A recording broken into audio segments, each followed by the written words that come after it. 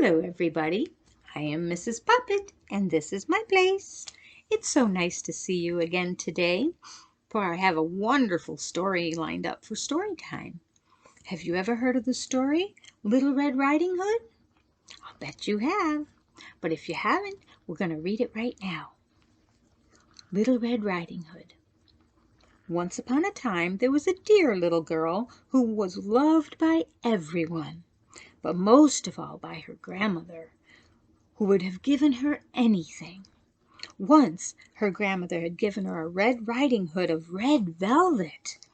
She loved it and from then on would wear nothing else. So she was called Little Red Riding Hood. One day Little Red Riding Hood's mother said to her, "Come, Little Red Riding Hood, here's a piece of cake and a bottle of wine. Take them to your grandmother, for she is ill and weak, and they will do her good. But when you are walking in the woods, do not talk to strangers, and do not leave the path." As Little Red Riding Hood walked along the path through the trees, she met a wolf. Little Red Riding Hood did not know what a wicked creature he was, so she was not afraid. "Good day, Little Red Riding Hood," said the wolf. "Good day, wolf," said Little Red Riding Hood. "Where are you walking, Little Red Riding Hood?" "To my grandmother's."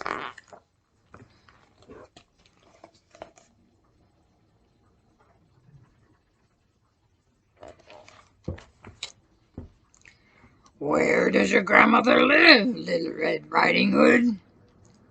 "A little further on in the wood. Her house stands under 3 large oak trees," replied Little Red Riding Hood.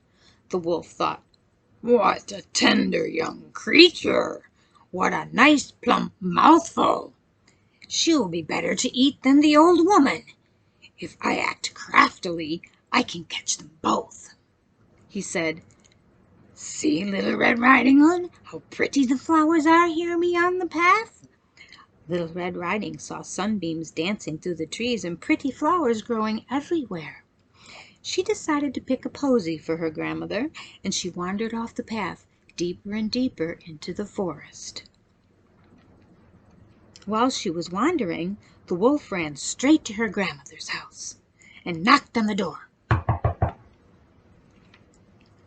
"Who's there?" called the grandmother. "Little Red Riding Hood," replied the wolf. "I have cake and wine for you." "Come in, Little Red Riding Hood," called out the grandmother. "I am too weak to get up from the bed." The wolf threw open the door, went straight to the grandmother's bed, and he ate her all up. Then he put on her clothes and her nightcap and lay down in her bed. Little Red Riding Hood gathered many flowers and then slowly found her way back to the path and walked to her grandmother's. She was surprised to find the front door standing open, and when she went inside, she had a strange feeling and said to herself, "Oh dear, how uneasy I am here today." She called out, "Good morning," but there was no answer, so she went over to the bed. "Oh, grandmother, what big ears you have!" "All the better to hear you with, my dear," came the reply. "But grandmother, what big eyes you have!" "All the better to see you with, my dear." "Oh, but grandmother, what a terrible big mouth you have!" "All the better to eat you with, my dear." With one bound, the wolf leapt out of bed and swallowed up Little Red Riding Hood. Then, with his belly full, he laid down on the bed and went to sleep. He began to snore very loudly. A huntsman out shooting wolves was just passing the house and heard the snoring. He thought he would go on inside and see whether the old woman needed anything. On the bed he saw the sleeping wolf. He was about to shoot the wolf when he stopped and wondered whether the grandmother still might be saved. He took a pair of scissors and cut open the wolf's stomach. When he made 2 snips, Little Red Riding Hood sprang out crying, "Oh, I have been so frightened! It was so dark inside the wolf." Her grandmother also came out alive, for the wolf had been in such a hurry he swallowed them whole. Little Red Riding Hood fetched some great stones to fill the wolf's belly. When he woke, the stones were so heavy he collapsed at once and died.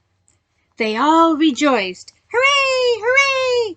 The huntsman cut away the dead wolf's skin and took it home for a rug.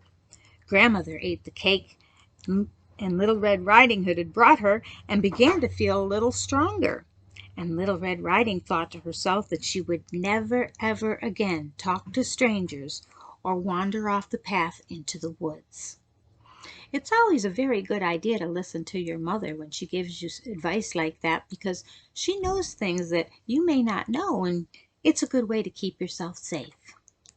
Anyway, I hope you liked today's story. I truly enjoyed reading it to you, and I believe that we will have another great story next time. See you. Bye for now.